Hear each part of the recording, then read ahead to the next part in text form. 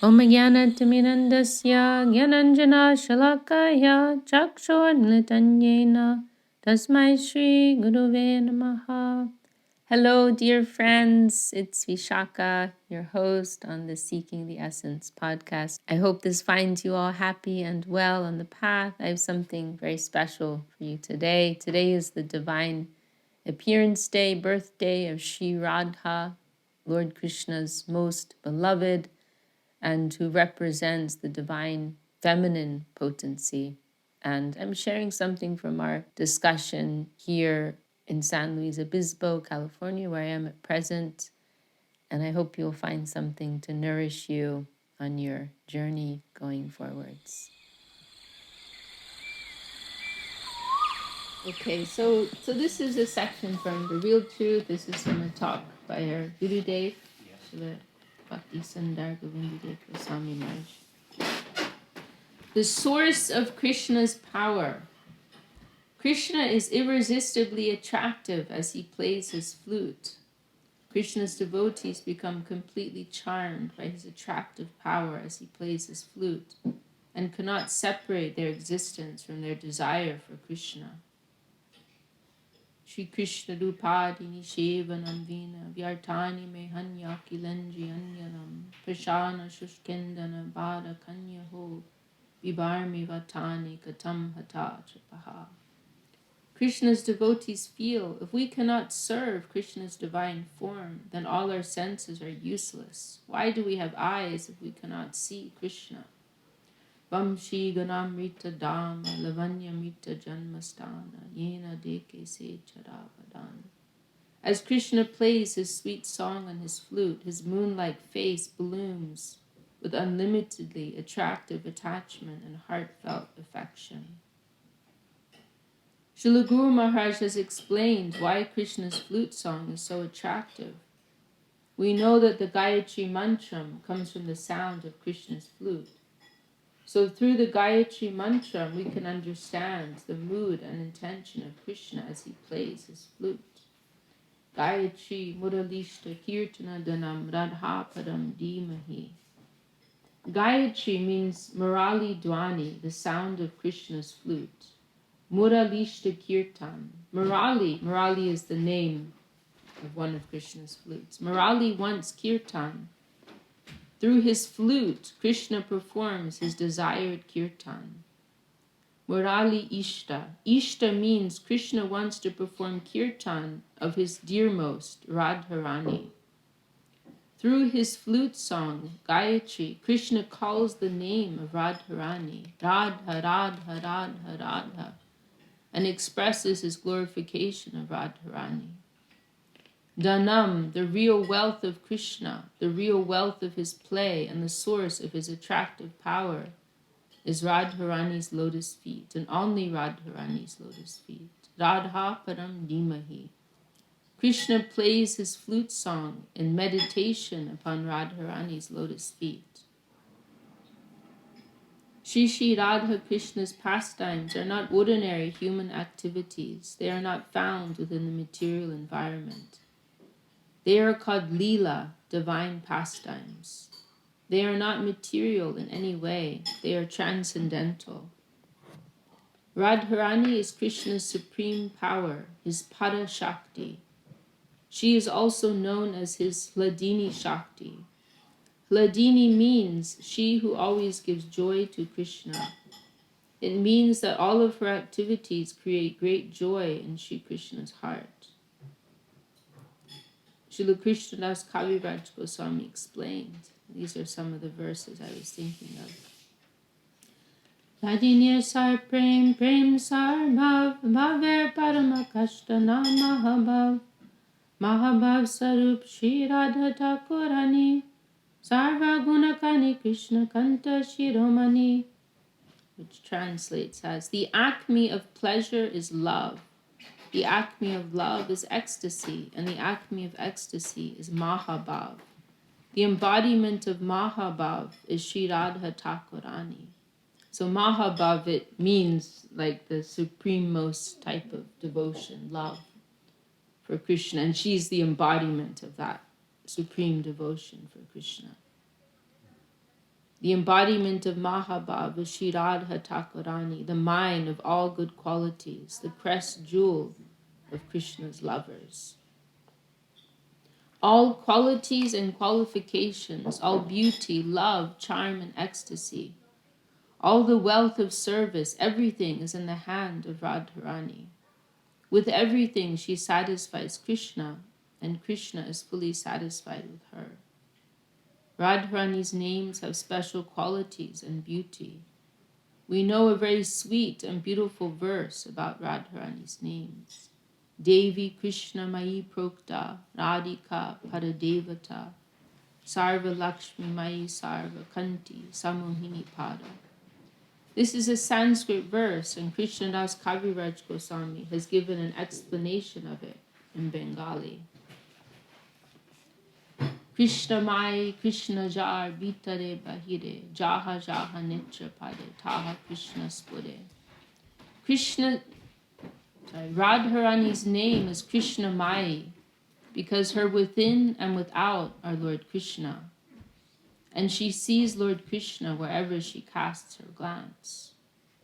And this verse, and this is from our scripture, Chaitanya Charitamrita, Srila Sridhar Maharaj explained it in a very beautiful way, because this one line is saying that wherever she casts her eyes, Krishna appears there.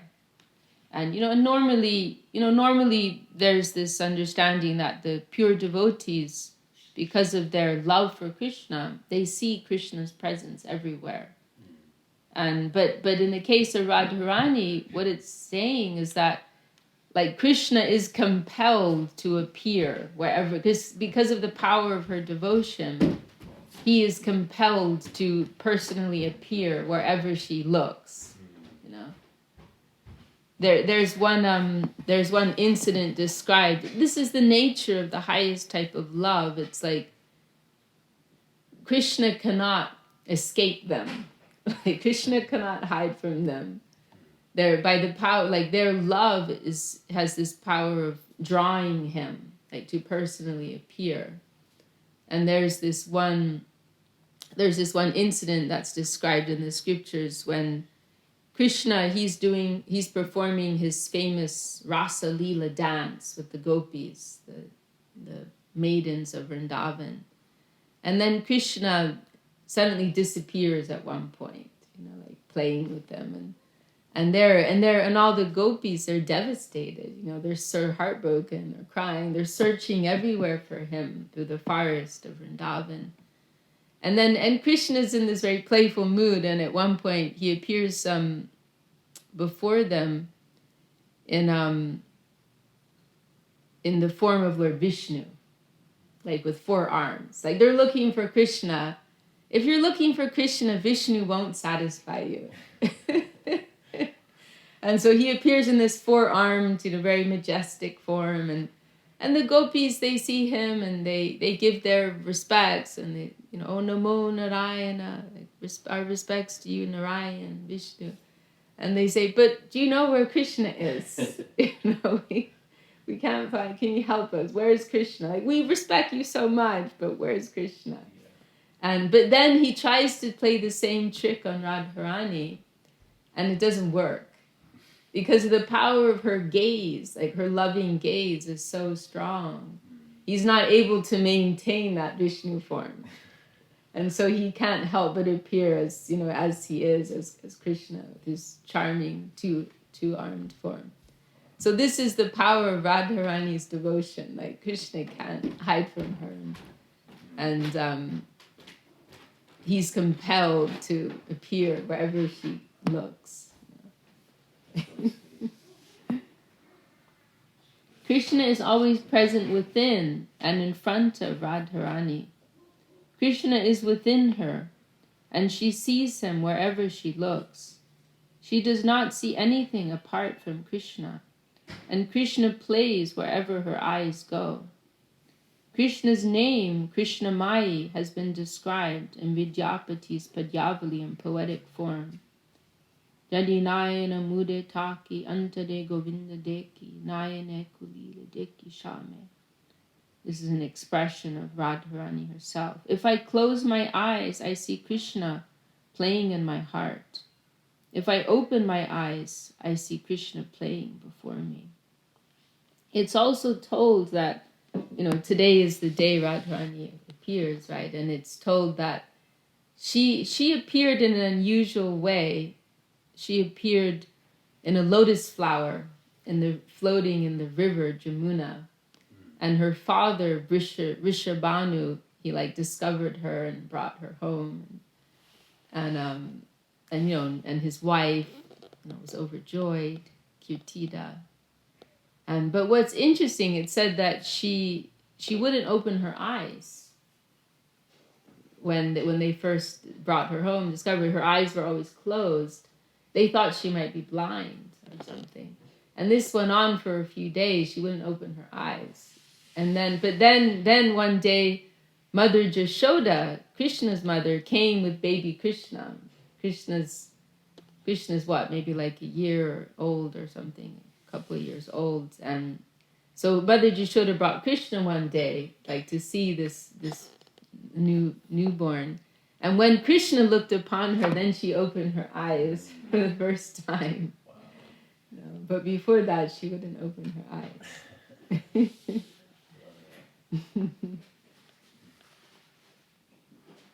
She who cannot see anything apart from Krishna is called Krishna Mai. So this is a name for Radharani. It literally means something like full of Krishna. Like her everything is Krishna. Krishna Mai? Krishna Mai, it's one name for Radharani. Kaviraj Goswami also explained that her name is Radhika because she satisfies Krishna's desires with all of her senses, because she knows nothing other than constant worship of Krishna. So this is so our Gurudev, there's this one verse which he quoted listing these names of Radharani, and then he's going through and explaining the meaning of each of these names. So this name, like Radharani, this is like the principal name by which we call her. It's derived from the word aradhana, which means worship. So Radha from aradhana. So the idea is that she is the most perfect in worshiping. Right? So she's the supreme worshipper, the supreme devotee, the supreme lover of Krishna. So her name is expressing that. And the Arani part, so Radha, that means worship. Rani actually means queen. Oh, okay. Yeah. So you'll hear that. That's a word commonly used maybe not so much in modern India. They don't have the culture of kings and queens so much. But previously, like the Maharaj and his Rani, a Raja. You may have heard Raja. Yeah. Raja is king. Okay. So Raja and Rani. Rani is queen. Yeah, Rani. Yeah, Rani is queen. Yeah, so it's like an appellation, put on to give honor. Yeah. So Radha is her principal name, and then Rani, like giving some honor, like Queen Radha. Queen of worship. Yeah. And one more time, the Radhika is.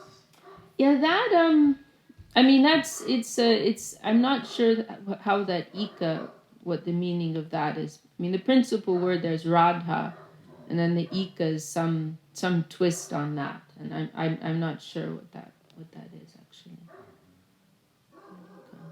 But it is another way in which she's called Radhika. So Kaviraj Goswami also explained that her name is Radhika because she satisfies Krishna's desires with all of her senses, because she knows nothing other than constant worship of Krishna. Para Devata means she who serves as the proprietor of the best of all the gods, Krishna. All administration and property in the transcendental service world are in her hand. Thus, she is known as Para Devata. So Devata means like a deity. So Para means supreme. So she's the proprietor of the best of all the gods. I mean, I was saying like she's the owner. She owns Krishna, basically. By her devotion, she owns Krishna. Krishna's her personal property. because she is the wholesale proprietor of everything for Krishna's service, she is known as Sarva Lakshmi Mai. This name means she from whom all beauty and fortune flow. She who is the fountain of all wealth, beauty, and qualities, the fountain of Krishna's pastimes. Radharani can enchant Krishna with her mood and divine form. Thus she is known as Samohini. Shuka and Shadi, the male and female parrots of Vrindavan, playfully quarrel. So Shuka is this male parrot who's like one of Krishna's group, you could say. Shari is a female parrot who's one of Radharani's group, and they have this ongoing, like, playful quarrel about who's superior, whether Radha's better or Krishna's better. And they'll go back and forth like that. And there's this one beautiful poetry, which is describing like many of the things that they'll quarrel about, like, and they're trying to like prove the supremacy of their master, their mistress. So here our Gurudev is quoting one of them. Shuk bole Amar Krishna Madana Moham, Shadi bole Amar Radha Bame Jatakam. Shuka says, my Krishna can attract Cupid. Shari replies, as long as my Radha is by his side. So he's saying like Krishna is so attractive, he can attract Cupid, who attracts the whole world. But then Shari is saying, well, Krishna is only attractive if Radharani is beside him. He's not so beautiful if she's not there. Good comeback. And there's another one, Amar Krishna Giridhari Chilo. No, Shuk bole Amar Krishna Giridhari Chilo.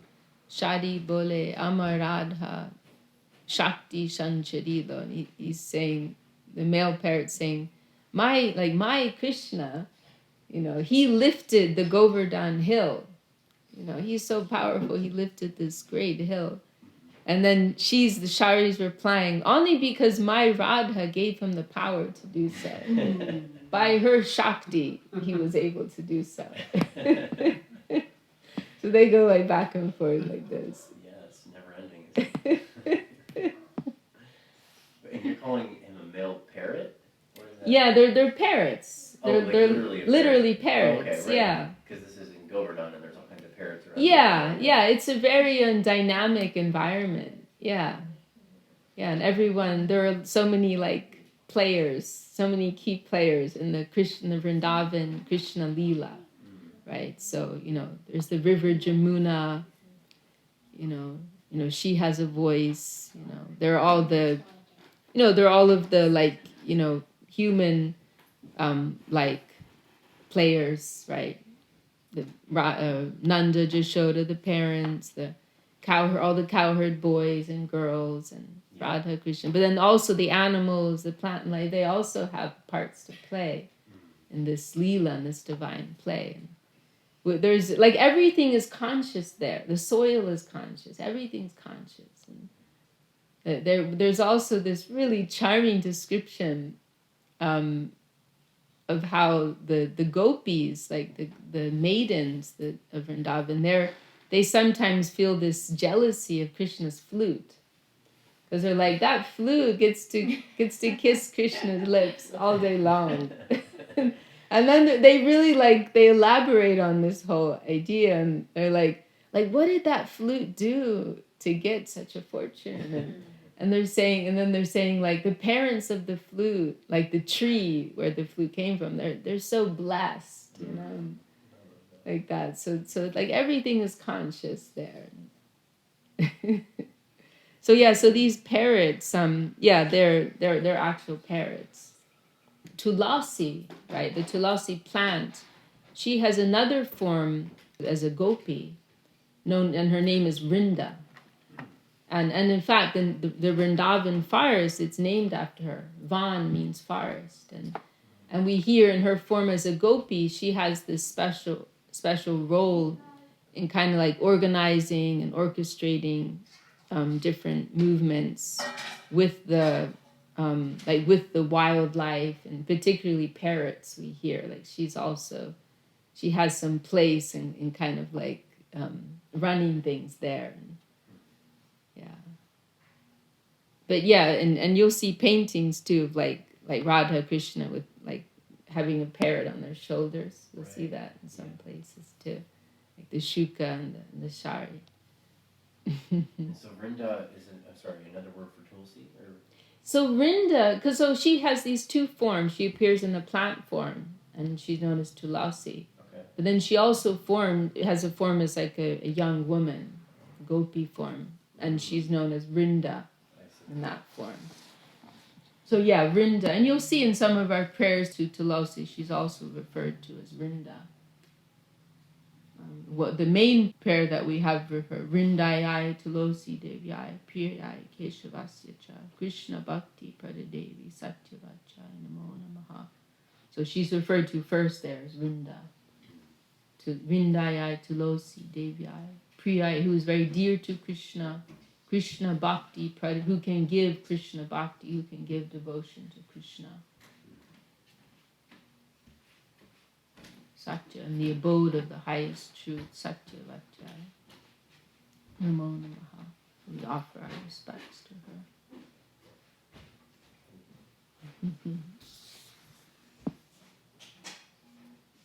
We will read a little more.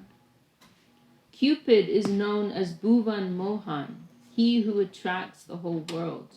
Krishna is known as Bhuvan Mohan Mohan. Like literally, he who attracts the whole world. Radharani is known as Bhuvan Mohan Mohan Mohini. The word Bhuvan is a name for the world. Mohan means like bewilderer, bewildering. So a name for Cupid is Bhuvana Mohan, who can bewilder the whole world. Krishna's Bhuvana Mohan Mohan, who bewilders, he who bewilders the whole world.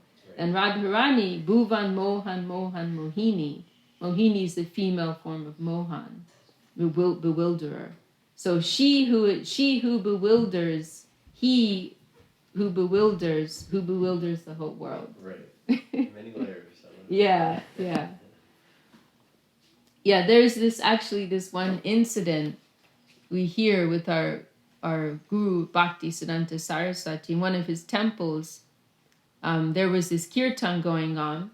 He was in his room, and they were doing some kirtan downstairs. And it was this day, Radhastami, the appearance day of Radharani.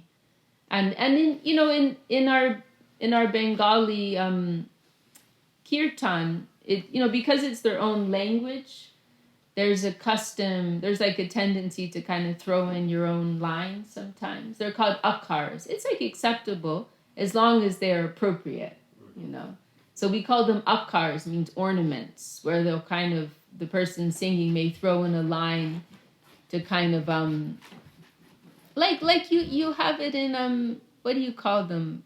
Like you'll hear it in different types of Western music as well. Like there'll be like a backup singer may throw something in, right, to kind of highlight the feeling. Interjections, yeah.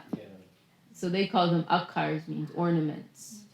But this one person singing, he kind of threw something in, but it wasn't really so appropriate. He threw in Bhuvana Mohini, referring to Radharani, who bewilders the whole world.